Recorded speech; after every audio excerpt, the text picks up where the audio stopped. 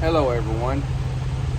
Last night, about 1 o'clock, I went to Goshen, Indiana, picking up a 35-foot Sprinter fifth wheel. And we're going to carry it to Florida. I'm going to break down the fuel and everything on it. It was raining. It was late, so dark. I didn't get no footage of it. Maybe I'll get some better footage from the unload and everything. But I did want to go over a few things to make sure everybody to watch out for, especially if you're just now getting started and you're not familiar with the fifth wheel and the controllers. Well, I'm going to show you where the controller is on this one. Okay, I wanted to show you where we're going. And 35-foot Sprinter. I also want to show you what it weighs. 11,040 pounds empty. GWR 14,000. Okay, I have a Kurt fifth wheel, 24,000. See the jaws in there? Whenever you hook up, you want to make sure you come and look at the back of them jaws and make sure they are doing what they're supposed to be doing and they are locked around the kingpin. That is very important. And once you hook up, your arm is going to push in. You want to take it, flip the lever back over, and put the pin back in it. Lock it over. Make sure your handle don't come out, release going down the road. Last night we parked in a parking spot. Sorry for the sound, we got a reefer. But I met up with C. Farmer. He's headed to California, we head to Florida. Got how tall that fifth wheel is. Got a little bitty one that C. Farmer's got. But we're gonna get some footage, see what we can't get into, try to stay out of trouble. We over here in Tennessee. I stopped by and picked up my wife. She's gonna go with me to Florida to live Christmas. It was funny. She called me up and I was like, well, I'm gonna be coming through Tennessee. She's like, well, I'll go to Florida. I was like, yeah, I need somebody to hold the camera, make it a whole lot easier on me. She said, is that the only reason you want me to go? And I was like, no, I need somebody to help make sandwiches too. Well, I thought it was funny. She didn't, but she's with me holding the camera and we'll just get loaded up, head to Florida. But if you park somewhere, truck stop or anywhere, always go around before you pull out. Make sure your tag's there. Make sure that nobody pulled your fifth wheel pin. Anything. Go over every single thing to make sure nobody didn't do no damage or anything that's unsafe. And it's always good to stop and go over your equipment to make sure no one ain't messing nothing, or make sure that something didn't come unhooked, dragging, anything. So, well, we'll just get in the truck. See y'all in Florida. Here we are in Gainesville, Florida. Let's get this thing unloaded. Controller box, I've already unlocked it. They're checking it in right now. Turn it on. Back down the jack. Now, I forgot. This one has adjustable. So what you want to do, you pull the pin. Right here is a pin on the side. You pull the pin, you let the leg down. Put the pin in, lock it in. Alright, you're going to go to the next one. And pull the pin. Lock it in. Then that way you don't have so far to go with your jack because they are kind of slow. And then you'll watch your legs go down. One goes down, well, both goes down on these.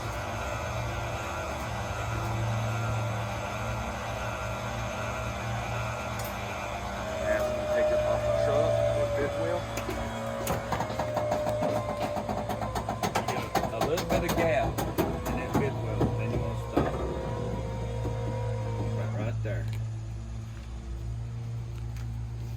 next thing you want to do, make sure you open your tailgate.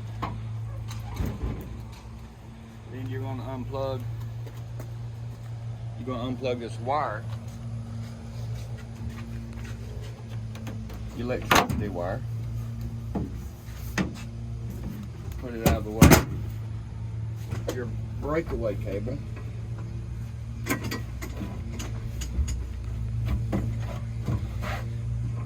Take your breakaway cable apart.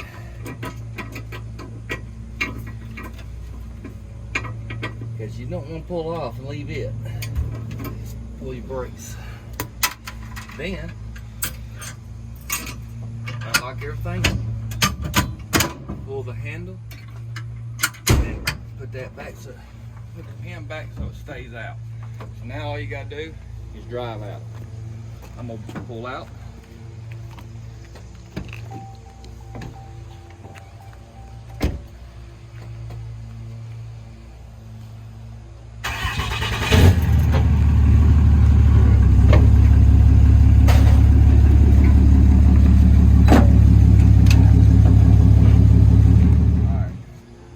Checking it in, so I'm not going to take my battery out. So I'll get everything else. I got my tag out, my sign's off, it's unhooked. I'm leaving my battery in until they get down electricity. The battery goes right here. Alright. Well, we're going to let them check it out, and then I've asked, could we go in and get the video on the inside? So stay tuned. Alright. Let's go in and check this out. Got your panel. Ooh, nice hardwood floor.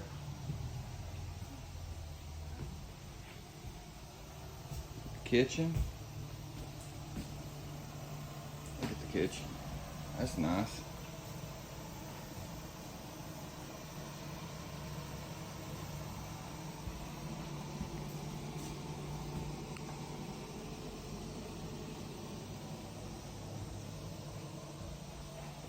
Oh, got a nice TV.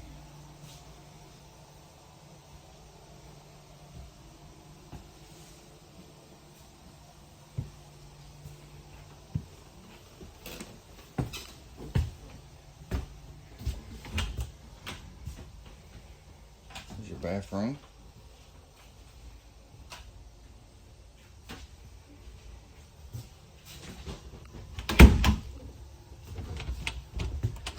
And the bedroom. This is only a 1 bedroom for a 35-foot fifth wheel, but it's nice.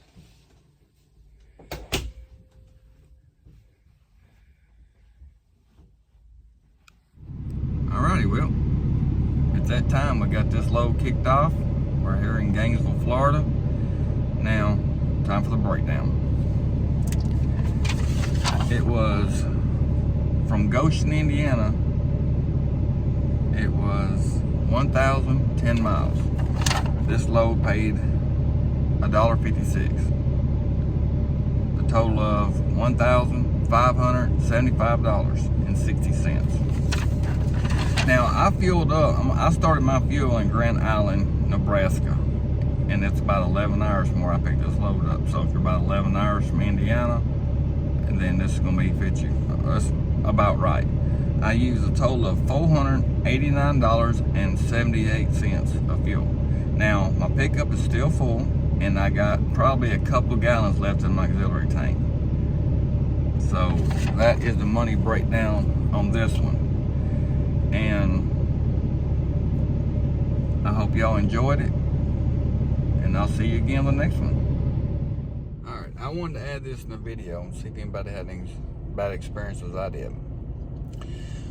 We got a motel room at Hampton Inn Suite in Lake City, Florida, about 32 miles from where we delivered at. We got there, called DoorDash, ordered Ruby Tuesdays, ordered steak, baked potato, chicken fingers, and desserts, and ordered a couple drinks, and come to $88. I watched them on the app, and they went and picked the order up, and then when they was getting ready to leave, it just flashed on the screen, order delivered. Well, after about 15, 20 minutes later, we didn't get no food. So we called and they said, yeah, they picked it up. We had to, anyway, long story short, we had to get a hold of DoorDash, get our money back. Whoever picked our food up just didn't bring it. I don't know if they carried it the wrong place, carried it home. But Ruby Cheese's was really nice. They helped me out. They remade my order. Yes, I had to pay for it, and I got somebody else to deliver it, which turned out 2 hours later. But DoorDash, they were helpful. They gave my money back, and I just want to know if anybody else had a bad experience. I've only used DoorDash like 10 times, and that's the first bad experience I've had. I just want to know if it's something that happens a lot, something I need to know, stay away from. But I just wanted to add this in there and let everybody know that what experience I've had.